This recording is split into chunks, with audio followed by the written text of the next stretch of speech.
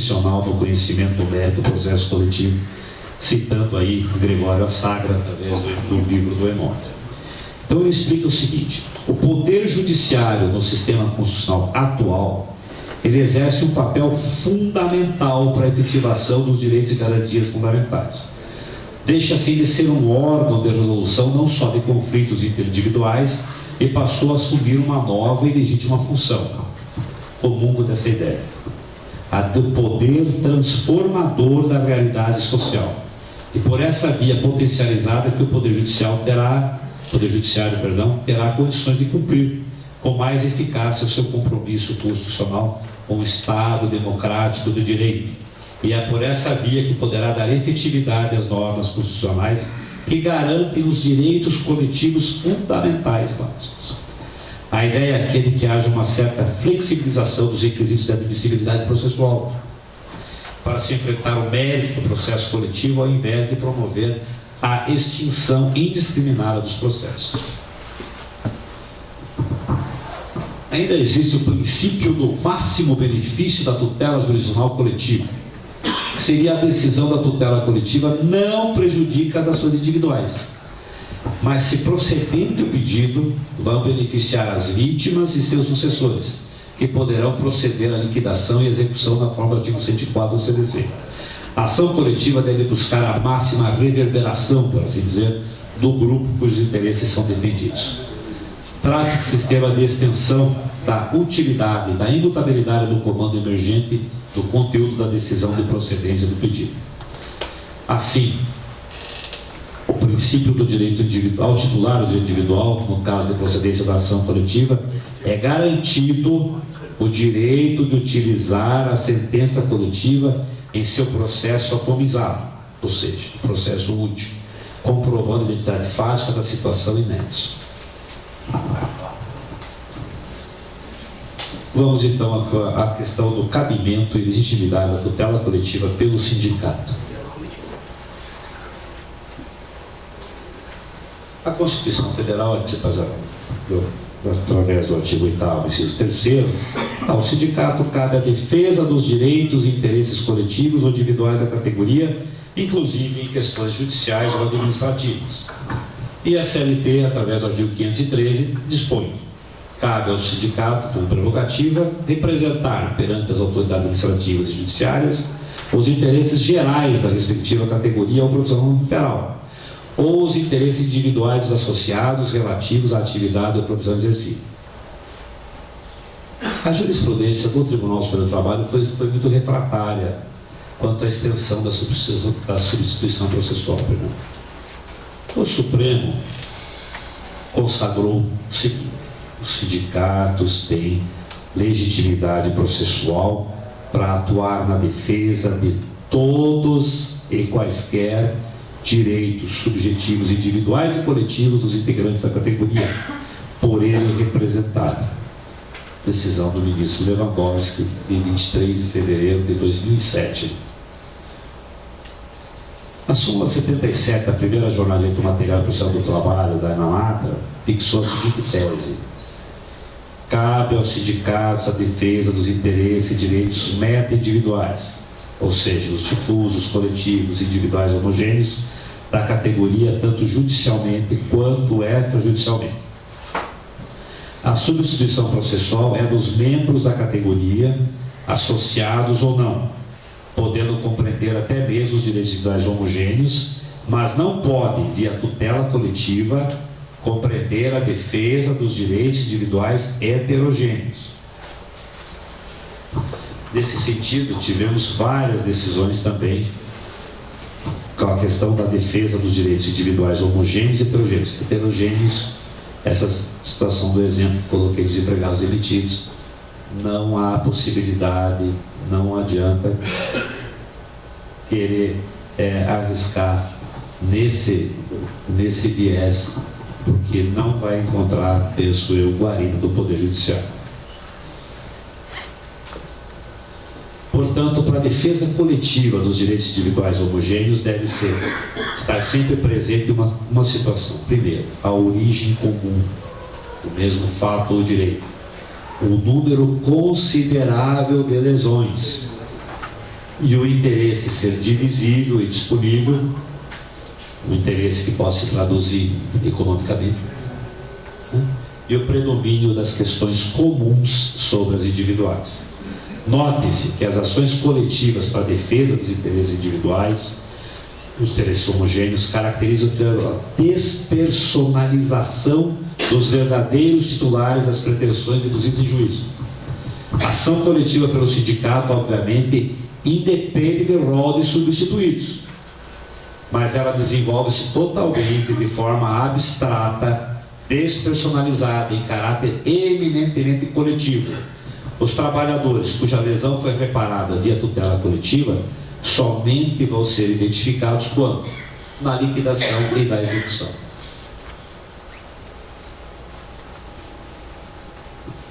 Temos aqui, conhecido aqui dos advogados, a questão da nossa OJ da execução 46, da seção especializada aqui de nosso tribunal. A ação coletiva do sindicato, então, não se confunde com aquele litisconsórcio ativo.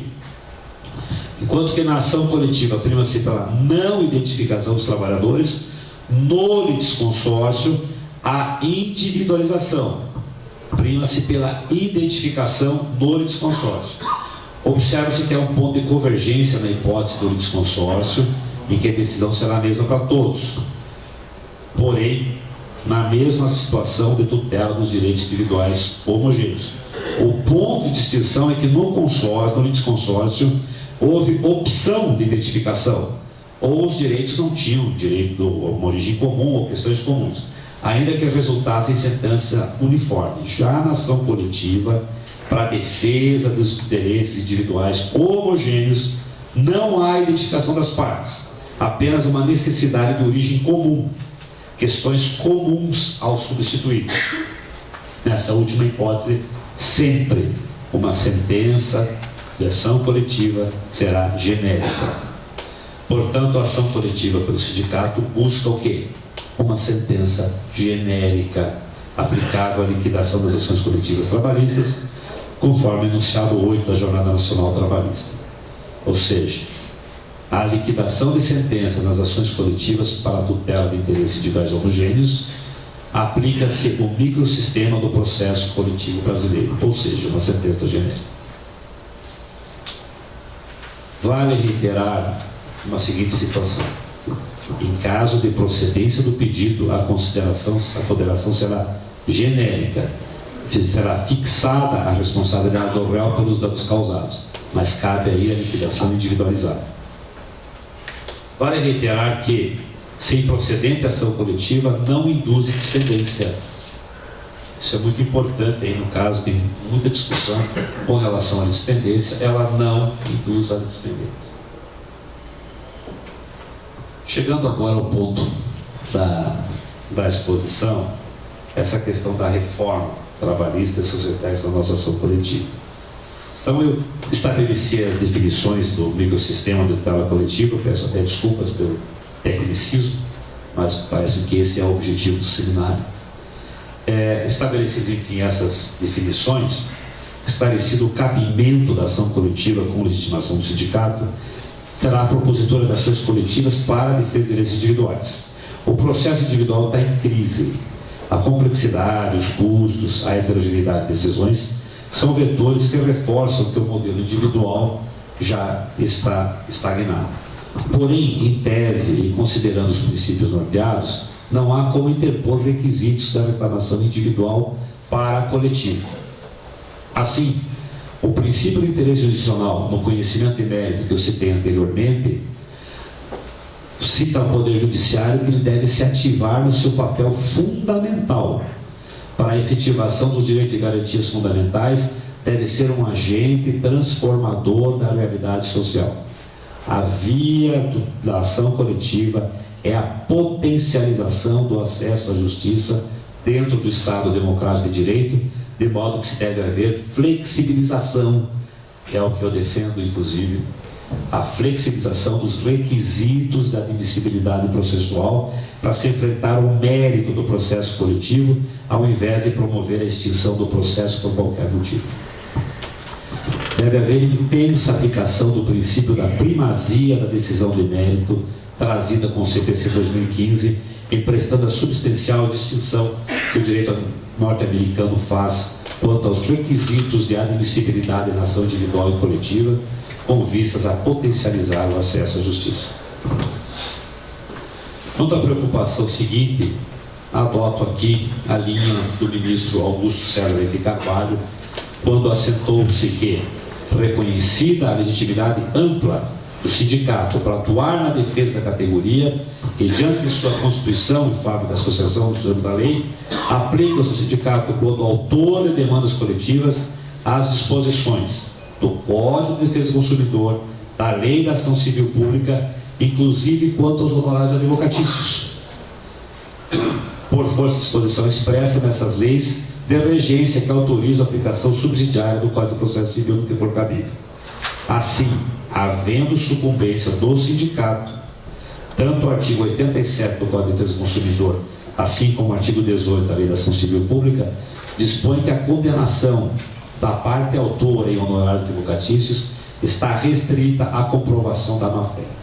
Fiz questão de trazer essa decisão do ministro Augusto César, pelo temor que se tem de que nas ações coletivas acaba dando um resultado negativo e ainda por cima o sindicato tem que arcar aí com pesados honorários advocatícios em razão dessa ação coletiva, talvez envolver aí uma multa de valor muito elevado.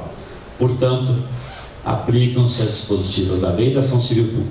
Se comprovadamente não houve a má-fé do sindicato ao ingressar com essa ação coletiva, não se pode aqui a condenação em honorários advocatícios. Gente, essa é uma situação que vai gerar muita discussão. Esse é um risco muito grande, com as mais diversas interpretações.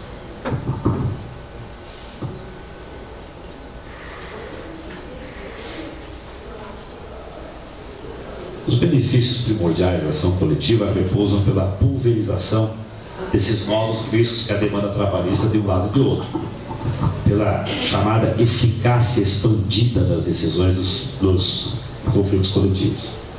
É uma medida que enaltece a atuação sindical, a ação coletiva, entre que teve sua principal receita excluída com a reforma trabalhista e que tem na ação coletiva um mecanismo de maximizar a sua filiação e também receitas próprias da efetiva associação do membro da categoria. Por outro lado, alguns riscos na demanda coletiva pelo sindicato.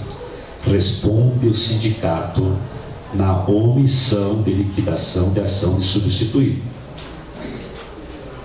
Temos aqui alguns casos de trabalhadores que foram excluídos por culpa ou dolo e acabou gerando uma responsabilidade do sindicato na reparação de danos. Trago aqui um julgado de 22 de fevereiro de 2017, onde se narra: há responsabilidade civil subjetiva e obrigação de indenizar em caso de conduta omissiva culposa que cause dano material efetivo a outro, assim como quanto constitua faculdade do sindicato propor ação como substituto processual para defender os interesses dos membros da categoria. Ao fazê-lo, não lhe é dado excluir caprichosa ou culposamente um dos representados, sem justo motivo, sob pena de responsabilidade civil, se sobrevier dano material. A condenação seria, foi aplicado aqui no caso, de um valor equivalente ao que ele teria direito de receber. O sindicato é o representante legal de toda a categoria profissional do direito brasileiro. Na qualidade de substituto processual, pode e deve defender em juízo os interesses de todos os componentes da categoria. Sindicato que, como substituto, move e ganha ação trabalhista em favor de membros da categoria, mas omite no rol de substituídos injustificadamente um de seus integrantes, responde por indenização civil decorrendo do dano material efetivo causado ao empregado não favorecido pela decisão de mérito no processo. Portanto, o sindicato não pode eleger ao seu exclusivo critério, na qualidade de substituto processual, sob pena de discriminação, no mínimo culposa. Ademais, se possibilidade do sindicato escolher os substituídos ao sabor das suas conveniências, tal equivaleria a fomentar eventual recusa de substituição processual em situações extremas, até mesmo por represália, por questões políticas, nem sempre sãs, situações de todo indesejáveis e inadmissíveis. Nesse contexto aí, o recurso desse processo foi conhecido e provido com a condenação do sindicato ao pagamento da indenização por dano material. Eu trouxe essa notícia porque tem chegado aos ouvidos que alguns sindicatos têm tido uma manifestação no sentido de, por conta dessa queda de receita, então não vamos, quem não for associado, não vamos representar, isso é um risco muito grande que a entidade sindical corre e se ver, de repente, apenada numa situação como essa. Há responsabilidade civil do sindicato, então, por omissão, tal como se atuasse como advogado contratado. Realça-se aqui a importância de se atender o princípio da máxima publicidade da ação coletiva ao sindicato nas empresas que compõem a categoria profissional. É interessante, o sindicato sofre um golpe na sua estrutura, de um lado, e por outro lado, um recrudescimento nas suas obrigações. Aumentam-se as obrigações, mas também, por outro lado, amarra-se o custeio. Em conclusão, o processo individual, ele efetivamente vive uma crise. As ações coletivas, de muito, já deviam ser priorizadas. A complexidade, os custos, a heterogeneidade de decisões são vetores que reforçam esse modelo individual aos poucos tende a ser superado pelo coletivo, inclusive pela eficácia das decisões dos conflitos coletivos. O Poder Judiciário tem um compromisso democrático de conferir primazia à decisão de mérito, como para assegurar a universalidade da jurisdição com primazia da tutela coletiva adequada. Por esse motivo,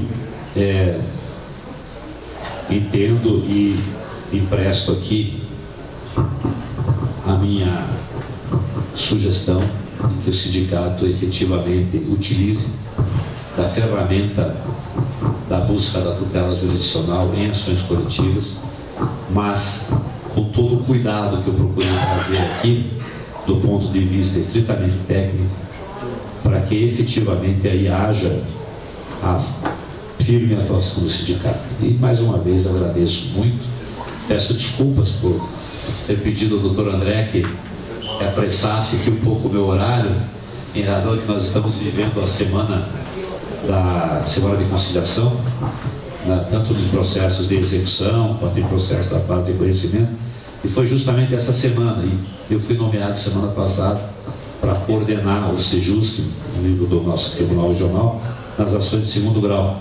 Então estamos aí com um pautão de audiências aí, e eu espero que hoje, eu sei que está na pauta, tem 2 rodoviários na pauta, espero que haja ali a conciliação envolvendo esses 3 trabalhadores. Muito obrigado a todos, um bom dia.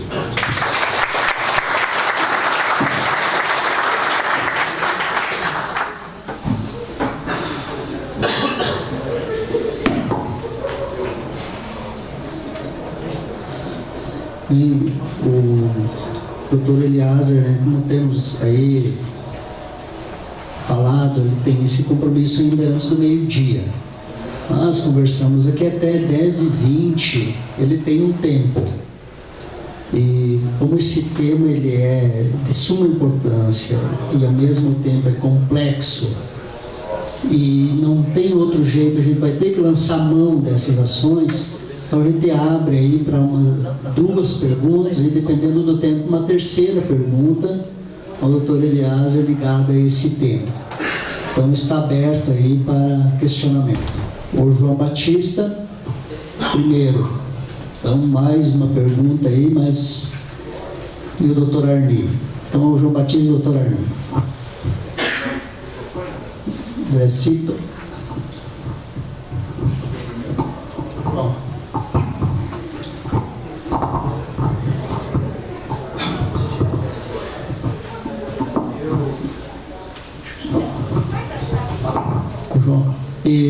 conversamos, o doutor Eliezer abriu para uma terceira pergunta, então, dentro desse tempo dele aí. Doutor Cláudio. Vou tentar falar aqui alto.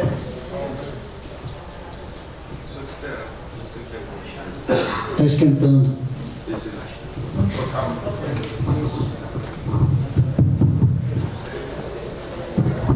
É um caso concreto que nós vamos vivenciar em Londrina, e eu até estava aqui no particular com o doutor André já indagando a ele. O prefeito municipal em Londrina resolveu abrir um processo de licitatório de transporte coletivo em Londrina. Embora tendo a prerrogativa de fazer apenas uma prorrogação do atual contrato por mais 15 anos, ele resolveu abrir uma licitação. Mas no último acordo coletivo firmado agora em janeiro, nós estabelecemos uma cláusula de estabilidade por 3 anos aos atuais cobradores dos sistemas. São cerca de 450 cobradores. Então eu estava indagando ao André, será que nós não poderíamos fazer uma ação coletiva preventiva no sentido de que na eventualidade dos atuais concessionários perderem a licitação, o novo concessionário tem a responsabilidade como de natureza sucessória também desses direitos de estabilidade, por considerar que a estabilidade pode ficar afetada ou prejudicada em função de um fato superveniente da perda de uma licitação. Então, eu queria só colocar essa indagação.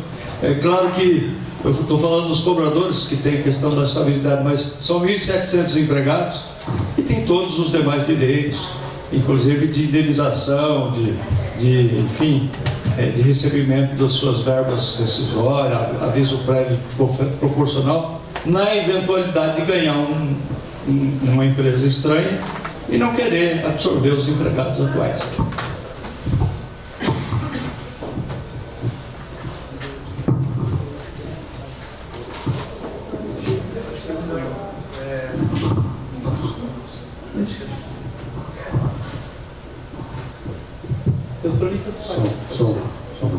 Bom, essa questão aqui eu vou ter que responder já por uma questão assim.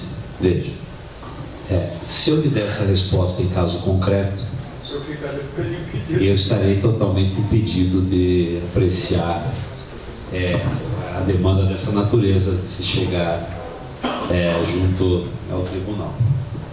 Mas em relação à questão em tese, a possibilidade de se ingressar com uma ação coletiva, a entidade sindical,